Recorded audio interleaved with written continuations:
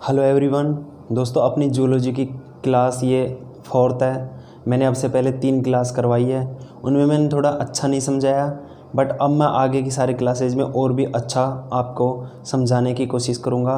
क्योंकि जब वो फर्स्ट टाइम था ऑनलाइन तो रिकॉर्ड करने में मुझे समझ नहीं आया था कि कैसे रिकॉर्ड करें, तो उसमें काफ़ी प्रॉब्लम आई थी। फ्रेंड्स, आज मैंने ये जूलॉजी की 4th क्लास आपके लिए लेकर आया हूँ। इससे पहले 3 वीडियोस अपलोड कर दी है, तो आपने नहीं देखी है तो जाकर आप देख सकते हैं। उसके अलावा मैं ये 4थी वीडियो आपके लिए कर रहा हूँ। तो दोस्तों, मैं कंप्लीट आपको ये जूलॉजी का तो टॉपिक करवा ही दूँगा। इसके बाद में आप कहोगे तो मैं मोस्ट इम्पोर्टेंट क्वेश्चन भी लेकर आ जाऊँगा। तो आप कंटिन्यू देखते रहे और नीचे कमेंट ज़रूर करें कि आपको क्लास कैसी लग रही है, क्योंकि आप कमेंट करते हो तभी हमको पता चलता है कि आपकी क्या प्रॉब्लम है और आपको क्लास पसंद आ रही है या नहीं। अच्छा कमेंट किया करो और वीडियो को लाइक और शेयर ज़रूर करो। अपना ये परिवार बढ़ेगा तभी हम कंटिन्यू क्लास कर पाएंगे। अगर कम बच्चे देखेंगे तो हम भी फिर मोटिवेट नहीं रहते, डिमोटिवेट हो जाते हैं और क्लास अच्छे से नहीं कर पाते। तो चलिए स्टार्ट करते हैं। तो फ्रेंड्स, ये जूलॉजी का डाइवर्सिटी ऑफ एनिमल सेक्शन चल रहा है, कि बुक बोल सकते हो। तो ये बुक चल रही है, तो इसमें मैंने आपको 3 क्लास प्रोवाइड करवा दिया है। तो आज बात करेंगे हम शारीरिक संगठन के स्तर, लेवल ऑफ बॉडी ऑर्गेनाइजेशन। तो फ्रेंड्स, इसके अंदर मैं आपको पहले जो 3 क्लास करवाई थी उसमें मैंने बताया था वर्गीकरण, क्लासिफिकेशन, वर्गीकरण। तो फ्रेंड्स, ये इसके अंदर जाति के आधार पर वर्गीकरण, तो उस जाति की अवधारणा वगैरह मैंने सब कंप्लीट करवा दी है। अब बात करेंगे वर्गीकरण का। इस सेकंड टॉपिक ये है, उसी सेक्शन का सेकंड टॉपिक है शारीरिक संगठन के स्तर, लेवल ऑफ बॉडी ऑर्गेनाइजेशन। तो अब बात करते हैं शारीरिक संगठन के स्तर, यानी जो शरीर के संगठन, यानी एक तरीके से संगठन हो गया। वो किस प्रकार संगठन के अंदर बात करें, इसके स्तर हो गए, इसकी संरचना, इसके अंग तंत्र, कोशिका, बॉडी। तो ये सारे टॉपिक मैंने ऑलरेडी लिख लिए हैं, तो आप देखिए बोर्ड पर। पहले आता है संरचना, इसकी संरचना कैसी होगी। दूसरा उत्तक, कोशिका, अंग तंत्र और बहुकोशिकीय। तो मैं आपको स्क्रीन पर लगा रहा हूँ मैं आपको, तो आप इसको ज़रा गौर से देखना और समझने की कोशिश करना। मैं आपको एक एक लाइन पढ़ के उसको शारीरिक संगठन के स्तर, तो इसमें क्या क्या डिटेल है वो मैं आपको एक स्क्रीन पर जो लिखा है उसको अच्छे से समझाता हूँ।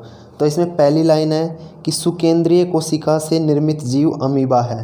ये अमीबा के बारे में बताया इसने, शारीरिक संगठन में अमीबा के बारे में बात की जा रही है।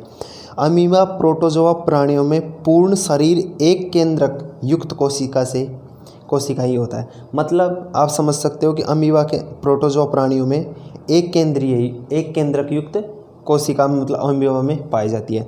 इनका शारीरिक संगठन जीवद्रवी प्रकार का होता है। अब जो प्रोटोजोआ में अमीबा है, तो इनका जो शारीरिक संगठन है वो जीवद्रवी, आपको इंग्लिश में बोले इसे तो क्या बोलते हैं, प्रोटोप्लाज्मिक प्रकार का होता है। प्रोटोजोआ प्राणियों में शरीर बहुकोशिकीय होता है। बहुकोशिकीय प्राणियों में कोशिकाएं समान न रहकर संरचना एवं कार्य के अनुसार विभिन्न प्रकार की होती है तथा एक दूसरे पर निर्भर रहती है। तो इनकी जो संरचना और कार्य है उसके अनुसार ये विभिन्न प्रकार की होती है और अलग अलग, ये एक दूसरे पर डिपेंड करती है, अलग अलग नहीं होती, ये सेल्फ डिपेंडेंट नहीं होती, ये एक दूसरे पर निर्भर करती है। अधिकांशतः प्राणियों में संरचना एवं कार्य में एक समान कोशिकाएं शरीर में इधर उधर बिखरी नहीं होती है। ये कोशिकाएं निश्चित स्थानों पर संगठित होकर समूह एवं स्तर बनाती है। तो फ्रेंड्स, ये एक दूसरे पर डिपेंडेंट होती हैं और अपनी संरचनाओं को कंटिन्यू कार्य वाली कोशिकाएं मिलकर एक दूसरे का निर्माण करती रहती है।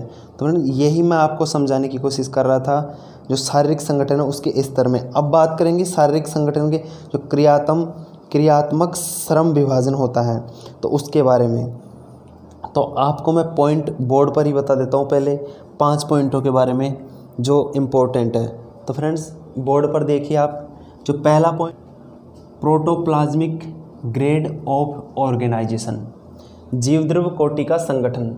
इसके अंदर क्या क्या डिटेल होंगी वो मैं अभी बोर्ड पर लगा रहा हूँ, आप देखिए, स्क्रीन पर देखिए। तो जीवद्रव कोटि का संगठन है, उसके अंदर प्रोटोजोआ के जंतु इस कोटि का संगठन दर्शाते हैं। क्या?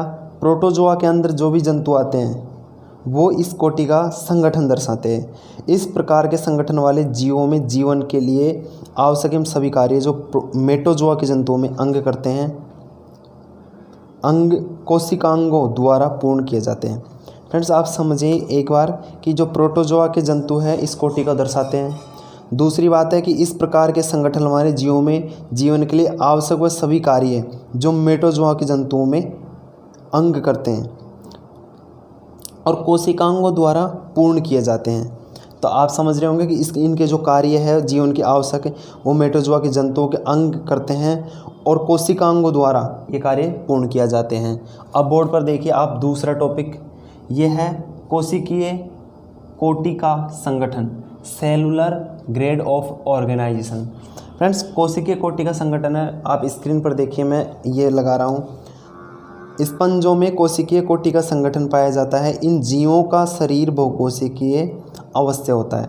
जो कोशिकीय कोटि का संगठन है उसके अंदर जो स्पंजों में कोशिकीय कोटि का संगठन पाया जाता है। ठीक है, स्पंजों में एक कौन सा संगठन पाया जाता है? कोशिकीय कोटि का संगठन पाया जाता है। इन जीवों का शरीर कैसा होता है? बहुकोशिकीय होता है। कोशिकाओं के बीच कार्य का विभाजन भी पाया जाता है। इनके अंदर जो कार्य है उसका भी विभाजन होता है, परंतु सच्चे उत्तकों का विकास इनमें नहीं होता है। जो उत्तक है ओरिजिनल, उनका विकास नहीं होता है। इनकी कोशिकाएं ही बहुकोशिकाएं जीवों के उन्नयन व रखरखाव हेतु कार्य करती है। तो आप इन लाइनों को नोट भी कर सकते हो और अच्छे से समझ भी सकते हो। दूसरी बात, तीसरा पॉइंट आता है कोशिका उत्तक कोटि का संगठन, टिश्यू ग्रेड ऑफ ऑर्गेनाइजेशन। तो मैं इसको भी आपको स्क्रीन पर लगा देता हूँ जो आप समझना एक बार। एक प्रकार का कार्य करने वाली कोशिकाओं का समूह उत्तक कहलाता है।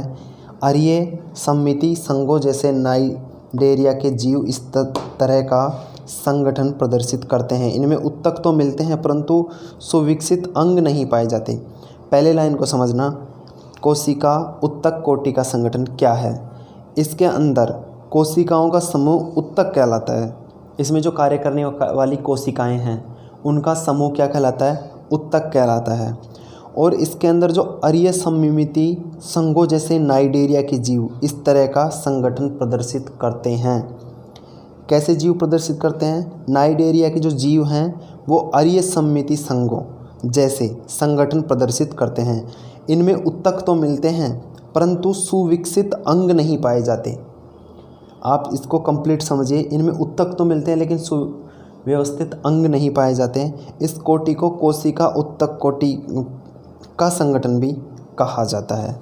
तो आप समझ गए होंगे और अच्छे से आप वीडियो को पॉज करके भी देख सकते हो।